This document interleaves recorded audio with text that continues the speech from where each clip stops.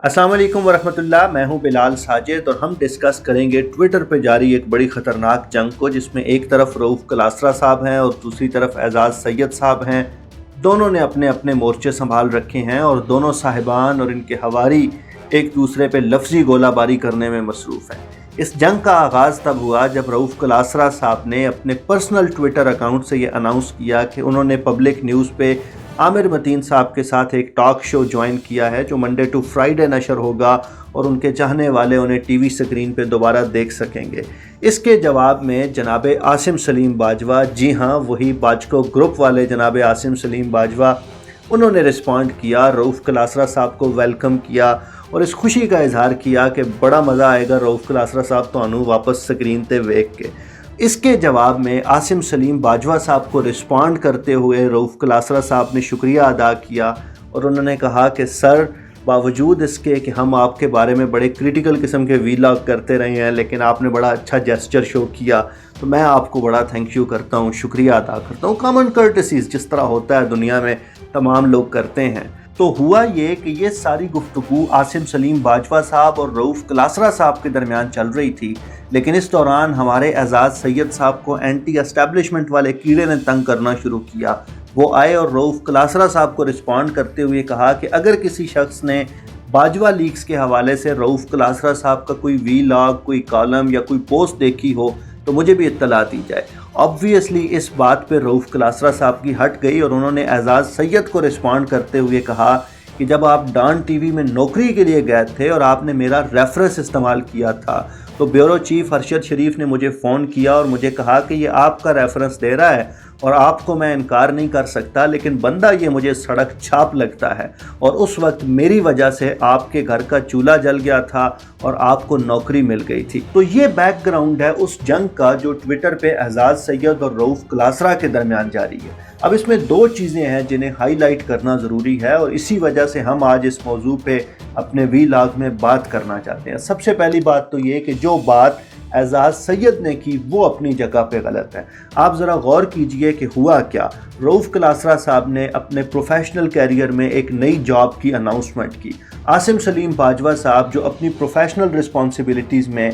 DGISPR के तौर पे रिटायर्ड हुए और उनका सहाफ़ियों के साथ बड़ा अच्छा ताल्लुक़ रहा, ऑब्वियसली उनकी जॉब रिक्वायरमेंट थी, उन्होंने एक कर्टसी का ट्वीट कर दिया रऊफ़ कलासरा साहब को जिसमें उनको वेलकम कहा और रऊफ़ कलासरा साहब ने आसिम सलीम बाजवा साहब के वेलकम कहने पे उनका शुक्रिया अदा कर दिया। अब ये दो अफराद के दरमियान बड़ी फ्रेंडली किस्म की कन्वर्सेशन है जो किसी भी माशरे में किसी भी जगह पे हो सकती है। एजाज़ सैयद साहब ने चलती जुगत में अपना हाथ दिया, वो बुनियादी तौर पे ख़ुद गए और उन्होंने पेश किया अपने आप को और ऐसी बात की जो उन्हें नहीं करनी चाहिए थी। वो मकाम भी नहीं था, वो मौजू भी नहीं था, वहाँ पे ये बात भी नहीं हो रही थी, लेकिन एजाज़ सैयद साहब ने खामखा एक जिसको कहते हैं ना स्पिन करना, उन्होंने टैग करने की कोशिश की, स्पिन करने की कोशिश की और ऐसा तासुर दिया जैसे कलासरा साहब के एस्टैब्लिशमेंट के साथ कुछ बहुत अच्छे ताल्लुकात हो गए हैं और आसिम सलीम बाजवा साहब के हवाले से कलासरा ने इसलिए कोई प्रोग्राम नहीं किया कि उसके कोई ज़ाती तौर पे ऐसे ताल्लुकात हैं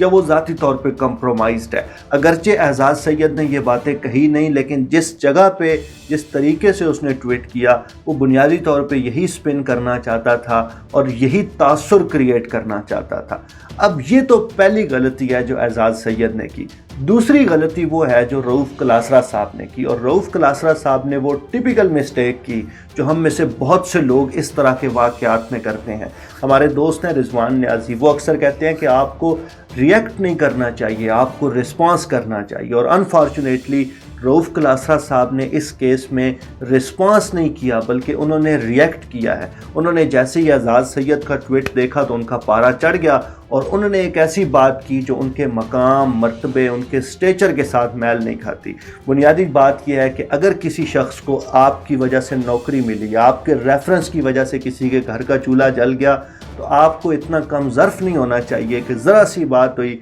और आपने ये जताना शुरू कर दिया। इसीलिए बहुत से बुज़ुर्ग ये बात कहते हैं, हज़रत अली रज़ी अल्लाह ताला अन्हु के हवाले से ये कौल नकल किया जाता है कि कम ज़र्फ़ के एहसान से अल्लाह की पनाह मांगनी चाहिए। तो जो बात रऊफ़ कलासरा साहब ने की ये कम से कम अल्फाज में भी कम ज़र्फ़ी की अलामत है और अनफॉर्चुनेट बात यह है कि बहुत से लोगों की तरफ से ये बात कहे जाने के बावजूद انہیں رسپانس کرنے کے باوجود اور انہیں یہ احساس دلائے جانے کے باوجود کہ حضور آپ بلنڈر مار چکے ہیں، رؤوف کلاسرا صاحب یہ بات تسلیم کرنے پہ تیار نہیں ہیں کہ جو بات انہوں نے کی ہے وہ بہت ہلکی ہے، بہت چھوٹی ہے۔ تو یہ دو پہلو ہیں جو میں آپ کے سامنے رکھنا چاہتا تھا۔ ایک تو یہ کہ اگر آپ نے کسی سے اختلاف کرنا ہے، اپنی بات کرنی ہے، اپنا آرگومنٹ پریزنٹ کرنا ہے، تو سب سے پہلے یہ انالائز کر لیجئے کہ آپ جہاں پہ بات کر رہے ہیں کیا یہ اس کی مناسب جگہ ہے، مناسب موقع ہے۔ اعزاز سید صاحب نے جہاں جو بات کی وہاں وہ بات مناسب نہیں تھی۔ اور دوسری بات یہ کہ جب کسی بات پہ آپ کو غصہ آتا ہے، جب آپ پہ ذاتی حملہ کیا جائے اور آپ کا دل کرے کہ میں اس کو منہ توڑ جواب دوں، تو تب آپ نے یہ یاد رکھنا ہے کہ آپ نے ریئیکٹ نہیں کرنا، آپ نے رسپونڈ کرنا ہے۔ اور رسپونڈ کرنے کی سب سے بہترین اسٹریٹجی یہ ہوتی ہے کہ آپ 2 3 4 6 گھنٹے لیں، اپنے جواب کو آرٹیکولیٹ کریں اور اس کے بعد اپنے مخالف کو جواب دیں، کیونکہ اگر آپ امیڈیٹلی ریئیکٹ کریں گے تو آپ رؤوف کلاسرا جیسی غلطی کریں گے اور اون گول کرنے کے مرتکب ہو جائیں گے۔ آپ اس حوالے سے کیا سوچتے ہیں ہمیں ضرور بتائیے۔ بہت شکریہ۔